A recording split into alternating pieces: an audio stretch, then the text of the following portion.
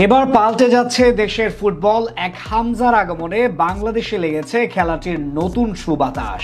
দেশের গণ্ডি ছাড়িয়ে বিদেশি গণমাধ্যমগুলোতেও জায়গা করে নিয়েছে বাংলার ফুটবল, যেখানে সবচেয়ে বড় অবদান হামজা দেওয়ান চৌধুরীর।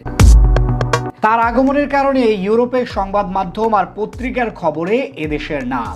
আগে যা কখনোই ঘটেনি এবার ঘটেছে, তা জার্মানি ও ফ্রান্স ভিত্তিক ফুটবল ওয়েবসাইট ফলাও করে প্রচার করেছে এশিয়ান কাপ বাছাইয়ে ভারতের বিপক্ষে বাংলাদেশের একাদশ, যেখানে গোলকিপিং পজিশনে তারা রেখেছে 21 বছর বয়সী ঢাকা আবাহনীর হয়ে খেলা গোলরক্ষক মিতুল মার্মাকে।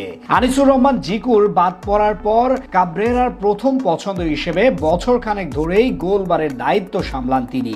চলতি সিজনে গোলকিপারদের মধ্যে সবচেয়ে বেশি ক্লিন শিট রেখেছেন তিনি। সেন্টার ব্যাক পজিশনে দলে ফিরতে যাচ্ছেন তারেক কাজী। ফিনল্যান্ডের ট্রেনিং শেষে আবারও জাতীয় দলের ডিফেন্স সামলাবেন বসুন্ধরা কিংসের এই তারকা ডিফেন্ডার। তার সাথে আরো যোগ দেবেন তপু বর্মন। গোল ঠেকানোর পাশাপাশি গোল করতেও বেশ পটু তিনি। জাতীয় দলের জার্সি গায়ে ইতিমধ্যেই করে ফেলেছেন 3 গোল। লেফট ব্যাকে রাখা হয়েছে বাংলাদেশ পুলিশের হয়ে খেলা ইসা ফয়সালকে। দলটির হয়ে চলতি মৌসুমে দারুণ ফর্মে রয়েছেন তিনি। রাইট ব্যাকে থাকবেন রহমতগঞ্জ এফসির তাজউদ্দিন। চলমান সিজনে দলটির হয়ে ডিফেন্সের সাথে অ্যাটাকেও রাখছেন সমান ভূমিকা। বাংলাদেশ প্রিমিয়ার লিগে 10 ম্যাচ খেলে 2 গোলের সাথে করেছেন 4টি অ্যাসিস্টও। ডিফেন্সিভ মিডে রাখা হয়েছে হামজা চৌধুরীকে। ইউরোপ মাতানো ফুটবলারকে কেন্দ্র করেই সব পরিকল্পনা সাজাবেন কোচ হাভিয়ের কাব্রেরা। মিডফিল্ডে থাকবেন দলের অধিনায়ক জামাল ভুঁইয়া। চলতি সিজনে খুব একটা ম্যাচ খেলা না হলেও দেশের জার্সিতে নিয়মিতই পারফর্ম করে যাচ্ছেন তিনি। তাদের সাথে মিডফিল্ডে যোগ দেবেন দেশের সবচেয়ে সম্ভাবনাময় ফুটবলার মোহাম্মদ হৃদয়।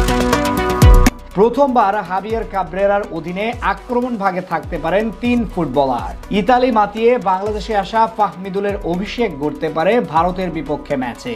গেল প্রস্তুতি ম্যাচে সৌদি ক্লাবের বিপক্ষে 4 গোল করে আলোচনার জন্ম দিয়েছেন তিনি। তার সাথে অভিষেক ঘটতে পারে বাংলাদেশ পুলিশের ফরওয়ার্ড মোহাম্মদ আলামিনের। চলতি প্রিমিয়ার লিগে দেশি প্লেয়ারদের মধ্যে সবচেয়ে বেশি গোল এসেছে তার পা থেকে।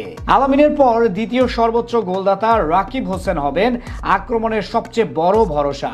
চলতি মৌসুমে 10 ম্যাচে 5 গোলের সাথে 2টি অ্যাসিস্টও রয়েছে বসুন্ধরা কিংসের ফরওয়ার্ডের। ভারতের বিপক্ষে ম্যাচে হামজা চৌধুরীর পর সবচেয়ে বেশি প্রত্যাশা থাকবে তার উপর। এই একাদশ নিয়েই প্রতিবেশীদের বিপক্ষে জয়ের স্বপ্ন বুনবে গোটা দেশ।